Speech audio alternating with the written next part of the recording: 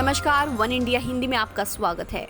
Corona संकट में आम आदमी को राहत देने के लिए आरबीआई की ओर से 3 महीने की ईएमआई पर छूट देने के सर्कुलर को चुनौती देने वाली याचिका को सुप्रीम कोर्ट ने खारिज कर दिया है। रिजर्व बैंक ने 27 मार्च को ईएमआई मोरेटोरियम यानी टालने के बारे में बैंकों को निर्देश दिया था, जिसको सुप्रीम कोर्ट में चुनौती दी गई थी। सुप्रीम कोर्ट ने मामले में हस्तक्षेप करने से इनकार करते हुए ईएमआई छूट मामले से जुड़ी याचिकाओं को खारिज कर दिया है। सुप्रीम कोर्ट ने सुनवाई करते हुए कहा कि ये साफ दिख रहा है कि आरबीआई द्वारा दिए गए फायदों को पारित नहीं किया जा रहा है। मोनेटोरियम को लागू करने को लेकर आरबीआई इसकी जांच करवा सकता है। बता दें कि सुप्रीम कोर्ट में दायर याचिका में आरबीआई सर्कुलर को आंखों में धूल झोंकने वाला बताया गया। याचिका में कहा गया कि मोराटोरियम अवधि के दौरान ब्याज लगता रहेगा और इस तरह अतिरिक्त ब्याज देने का कोई मतलब नहीं बनता है। याचिकाकर्ता ने सुप्रीम कोर्ट से अपील की थी कि केंद्र सरकार और आरबीआई को ये व्यवस्था देने का निर्देश दे कि कोई भी बैंक या वित्तीय संस्था मोराटोरियम की अवधि का किसी तरह का ब्याज लोन लेने वालों से नहीं लेंगे।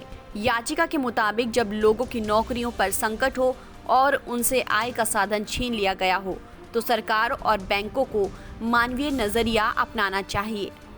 याचिकाकर्ता ने तर्क दिया है कि नियमित ईएमआई के साथ अतिरिक्त ब्याज का भुगतान करने का कोई अर्थ नहीं है, इसलिए राज्य का कर्तव्य है कि संकट के इस समय में उधारकर्ताओं को छूट दी जाए।